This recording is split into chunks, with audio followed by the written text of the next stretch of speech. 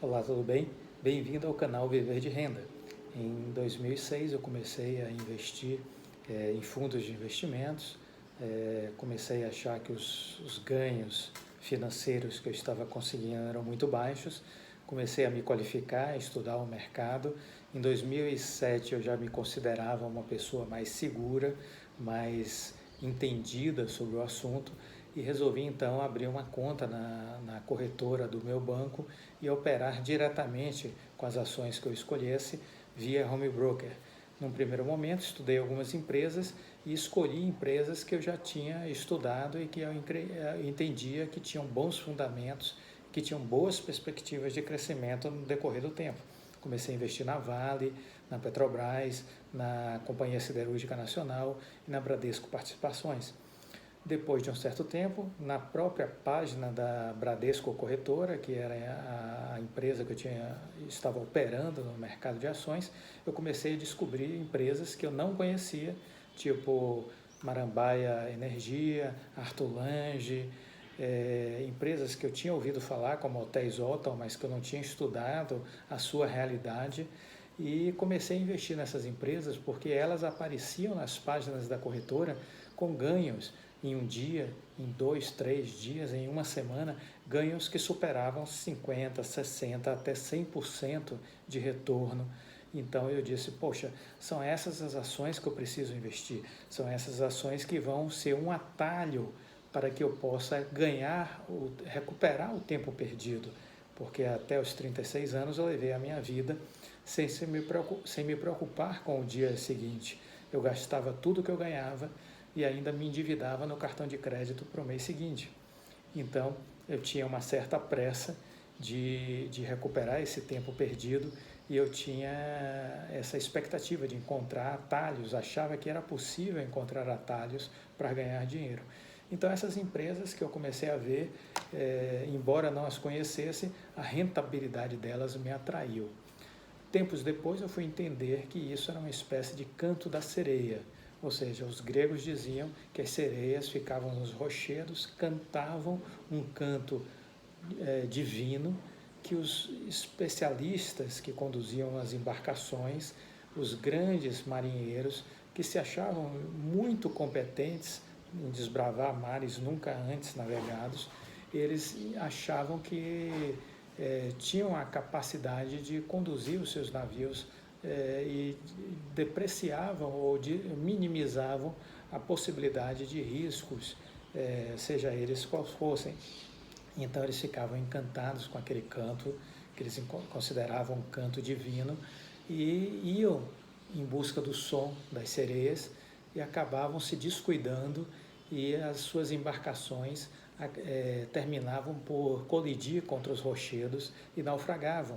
E quase todos os marinheiros morriam exatamente por conta dessa crença de que eles eram muito capazes, competentes, qualificados e que nada podia ameaçar a segurança deles.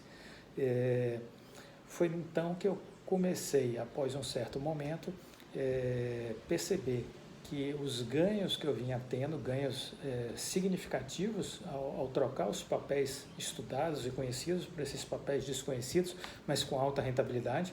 Houve dias que eu cheguei a ter um ganho de R$80 mil em um único dia e eu me considerei a pessoa mais sábia do mundo.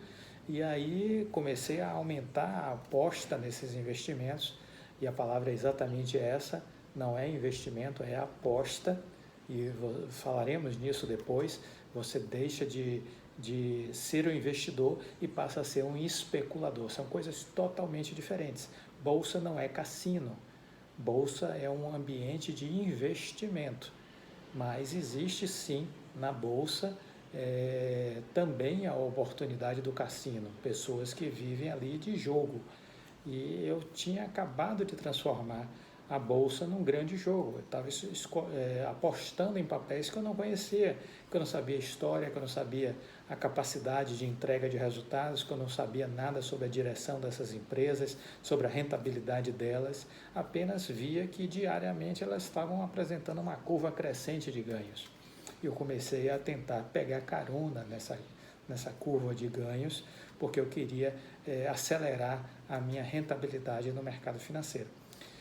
Os papéis que eu estava investindo, acreditando que eram verdadeiras minas de diamantes, na verdade eram ações especulativas, eram ações que tinham altas extraordinárias, mas que ao mesmo tempo, alguns dias depois, apresentavam quedas na mesma amplitude. Se em uma semana elas subiam 80%, elas eram capazes da semana seguinte despencar 80% e até mais, 90%, 100%. E nesse movimento provocado por pessoas que sabiam o que estavam fazendo, os chamados especuladores, eles estavam em busca de patos, ou seja, de pessoas como eu, que acreditavam que eram absolutamente competentes, capazes e que estavam sendo gênios do mercado financeiro, encontrando pepitas de ouro, encontrando diamantes brutos maravilhosos, achando que ia revolucionar com sua experiência o mercado financeiro. Então, as pessoas que compravam esses papéis acabavam depois sofrendo essa decepção das profundas quedas que aconteciam automaticamente no decorrer do tempo. Não havia, na verdade, isso depois eu fui entender, nenhuma justificativa objetiva que expressasse os movimentos de alta dessas empresas que eu estava investindo. Na verdade, as suas cotações eram meros movimentos especulativos. Era o tal canto da sereia, esperando as suas vítimas. E eu era uma delas. Eu estava atraído e a essa altura eu estava indo em direção aos rochedos a toda velocidade. Não só eu, como muitos outros. E esse é um assunto que eu falarei numa próxima oportunidade. Até a próxima.